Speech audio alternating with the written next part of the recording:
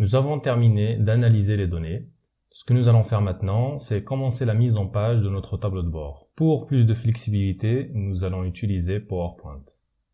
Donc pour cela, nous allons ouvrir une nouvelle fenêtre PowerPoint dans laquelle nous allons venir créer l'arrière-plan de notre tableau de bord. Donc ici, ce que nous allons faire dans un premier temps, c'est supprimer les zones de texte proposées. Ensuite, ce que nous allons faire, c'est utiliser les formes dans lesquelles nous allons mettre les graphiques que nous avons créés jusqu'à maintenant. Donc nous allons commencer par insérer une forme rectangulaire à coin arrondi que l'on va venir donc mettre ici, comme ceci, à peu près. Ensuite, nous allons dans l'onglet format pour ajuster la taille. Donc on va augmenter un peu plus la largeur. Parfait.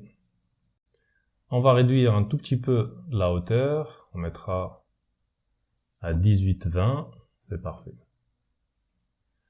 Ok, donc nous allons nous référer à cette première forme pour organiser les autres.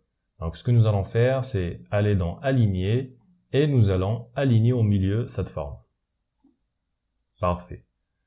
Nous allons maintenant changer le remplissage de notre forme, mais avant cela, nous allons retirer les contours dont nous n'avons pas besoin et puis ensuite, nous allons changer le remplissage. On va utiliser un noir plus clair à 25%. Ok. Ensuite, nous allons ajouter de la transparence. Pour cela, nous allons faire un clic droit et aller dans Format de la forme pour ensuite aller dans Remplissage et changer la transparence ici à 40%. Parfait. Nous allons dupliquer notre forme que l'on va mettre à côté. Donc, dupliquer le raccourci clavier, c'est CTRL-D. Ok, nous allons changer les dimensions de cette nouvelle forme. Celle-ci va contenir le titre de notre tableau de bord. Donc nous allons réduire la hauteur, on mettra ça à 1,8, c'est parfait. Et la largeur, on peut éventuellement augmenter à 27, voire un peu plus, 27,4, c'est pas mal. Ok.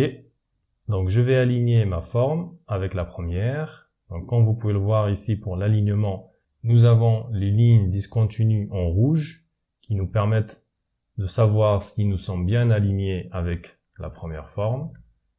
Ok, nous allons poursuivre. Pour cela, nous allons dupliquer à nouveau cette forme. Ok, donc on va céder des flèches de direction de notre clavier pour pouvoir manœuvrer en quelque sorte les formes. Ensuite, donc, nous allons changer les dimensions. Donc, pour la hauteur, on va laisser comme ça.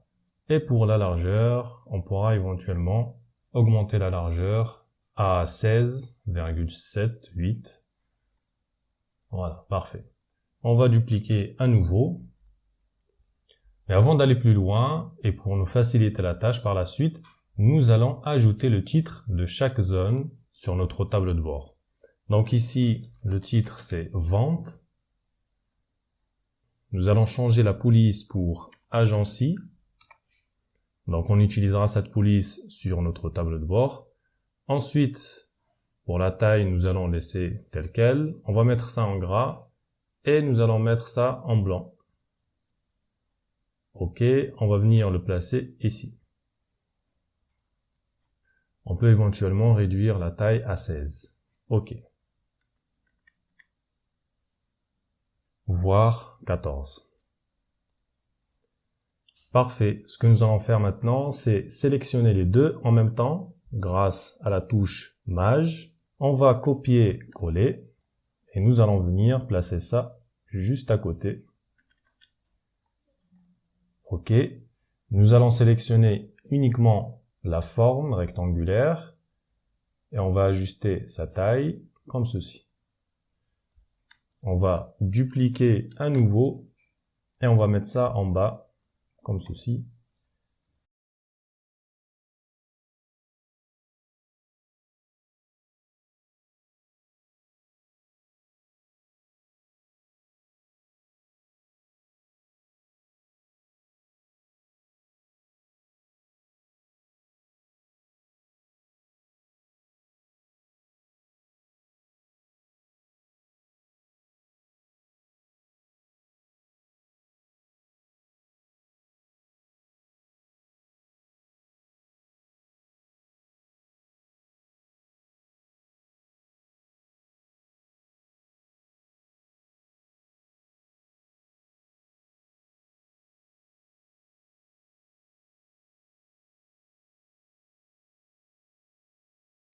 Ok, donc on va revenir sur l'alignement plus tard. Donc ce qu'on va faire maintenant, c'est changer la dénomination de chaque zone. Donc ici, c'est bien vente par région. Ici, nous aurons les ventes par produit. Et de cette manière, on va organiser notre tableau de bord.